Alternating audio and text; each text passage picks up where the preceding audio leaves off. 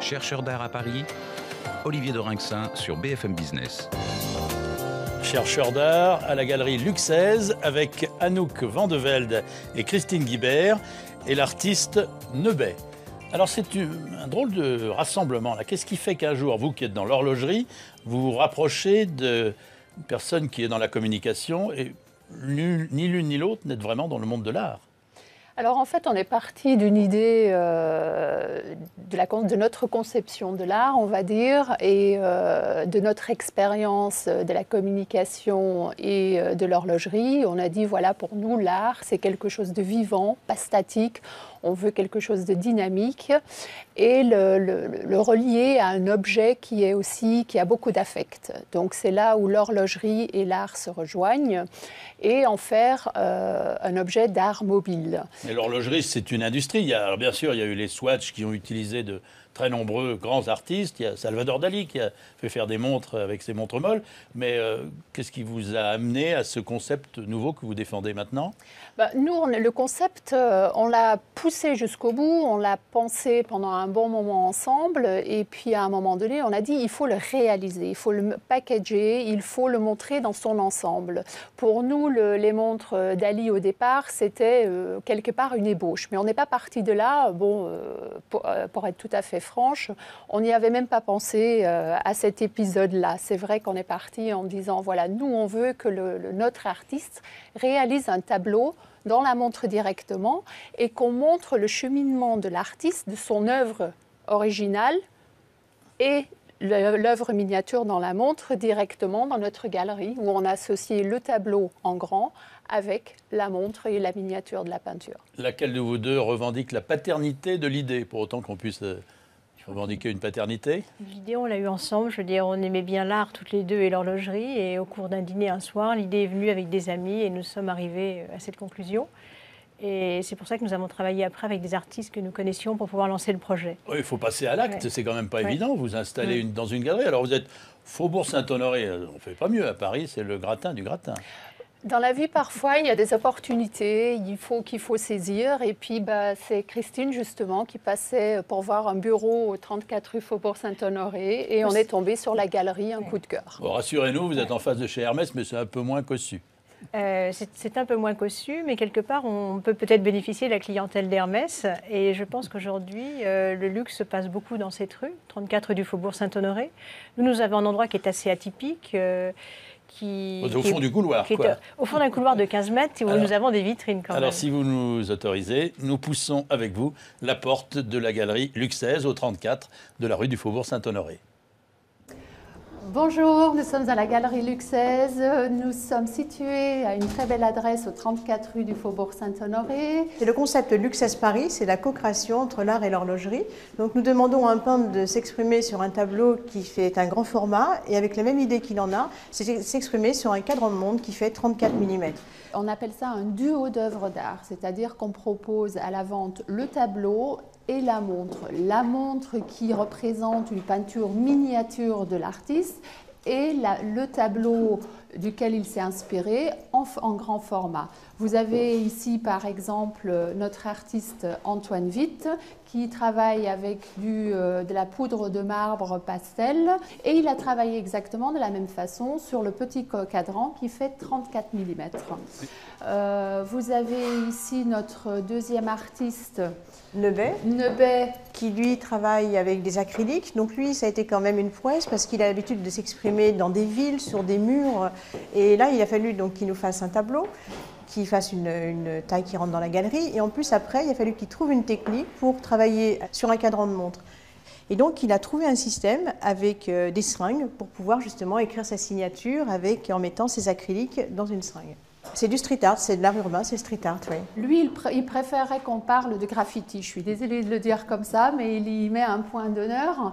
Bon, comme tout graffitiste, il y a sa signature Nebet. Et ensuite, là, c'était un voyage initiatique qu'il a fait où il a rencontré sur différents continents des sages et de chaque sage, il a retenu quelques messages. Quel beau métier que d'être un homme sur la terre. Ça, c'est l'optimisme éternel de Nebet.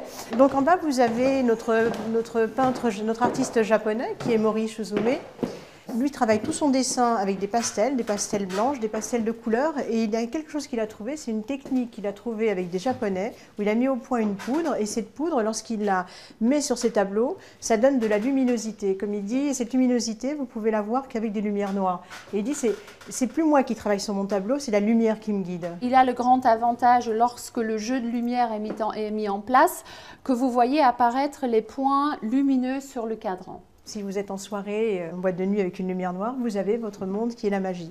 Au demi-étage, on rencontre notre artiste chinoise Kukieme. Elle n'utilise que des matières naturelles comme de la terre, sève d'arbre et elle lie à la laque liquide. Cette montre-là, c'est le modèle qui a été présenté à l'UNESCO. Là, on voit bien les matières profondes du tableau. De nouveau, sur son cadran, quand on regarde dans le détail, on voit aussi le travail, les différentes couches. On voit la matière, la richesse, la même, comme elle dit, quand je fais un tableau, à chaque fois c'est un accouchement. Voilà, alors on a découvert les œuvres, le grand format, les montres qui vont avec. Alors tout ça c'est fait par des artistes comme vous, Nebet. Bonjour. Alors vous êtes plutôt du genre à avoir du mal à faire le grand format ou à faire la réduction? Non, j'ai plus de mal à faire le petit format.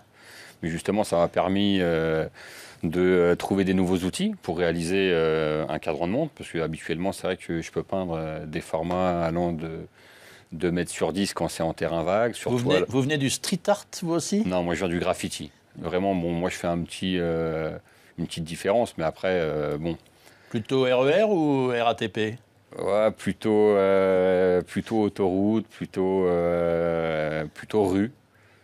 Mais bon, après, voilà, pour nous, le graffiti est sans limite. Donc, que ce soit en rue, sur toile. Qu'est-ce qui précède? C'est l'essence ou l'existence? C'est le grand format qui précède la version montre ou l'inverse? Bah là, je les ai fait en même temps. Et c'était l'un avec l'autre. Et voilà, il n'y en avait pas un qui allait sans l'autre. Donc, j'ai essayé de créer les deux en osmose. Anouk Van de Velde et Christine Guibert, vous avez 4 artistes dans votre écurie. C'est vous qui les avez testés, choisis. Oui. Vous êtes dirigiste, vous les fouettez pour qu'ils travaillent? Non, du tout. Les contraintes, c'est juste le métal. Je veux dire, un cadran, ça fait 34 mm de diamètre. C'est du métal. Donc, il faut qu'ils changent un petit peu leur façon de travailler. Ils ont 3 mm pour s'exprimer en épaisseur. Et il faut qu'il n'y ait pas de poussière pour qu'après, nous puissions monter les cadrans dans notre montre Luxes Paris. Ça, c'est pour la version montre et pour la version tableau. Il y a juste un format, c'est pour que ça rentre dans notre galerie, quoi. Mais je vais dire, du 2x2, nous en avons entré. Voilà. Vous avez 4 artistes, donc Nebet, et puis des artistes. Alors, vous avez un jeune vieillard dans votre écurie. Oui, nous avons Mori Shozume, qui est un Japonais, qui lui, donc, sa technique, il travaille sur comme un papier canson, un papier bleu marine, avec des pastels. Et il a trouvé une technique qui lui vient du Japon, qu'il a mis au point, à base de poudre et d'un liquide, et qui met sur certains endroits de ses tableaux. Et donc, quand vous êtes en lumière blanche, vous ne voyez que les dessins de son œuvre. Et quand vous êtes en lumière noire d'un seul coup, vous voyez, tout s'illumine. Et donc, il met des touches de couleurs à des endroits qui donnent de la lumière uniquement. Est-ce qu'il y a des artistes que vous préférez à d'autres? Ça marche comment? Il faut être pistonné? On a choisi des artistes déjà qui étaient très, très, très différents. C'était important de montrer le concept dans sa variété, en fait. Donc, Nebet, graffiti. On a Antoine Witt qui est plus traditionnel, Moriharu Shizume qui travaille du dessin à la japonaise avec des pastels, et Kukieme chinoise qui travaille avec énormément de matière. Donc on a voulu quand même montrer une belle variété d'artistes pour ne pas se cloisonner justement la galerie en disant c'est une galerie tel art ou tel art. On aime la variété chez nous, donc c'est plutôt le choix s'est porté vers la variété. Et vous allez recruter d'autres artistes pour élargir votre palette. Par exemple, il y a le prix Sciences Po pour l'art contemporain. Vous allez voir les jeunes exposants du prix Sciences Po? On est en train de voir avec Christine justement pour monter un concours Luxes où on va approcher les écoles d'art pour voir, travailler ensemble avec les jeunes artistes sortants. Et en même temps, on approche des artistes déjà bien évolués, voire très connus, pour donner justement un peu plus de visibilité au concept. Et justement, toujours avec le même esprit de variété des artistes. Rassurez-moi, la montre marche quand même au passage? La montre marche très bien. C'est de l'horlogerie suisse? C'est une montre 100% suisse, c'est-à-dire qu'elle est faite à Genève, le boîtier est fait à Genève, le mécanisme est suisse. Il n'y a que le bracelet qui est fait en France. Vous avez dit mécanique, ce sont des montres mécaniques ou des montres? Ce sont des montres mécaniques, tout à fait. Ouais. Et automatiques en plus? Manuel. Elles sont manuelles.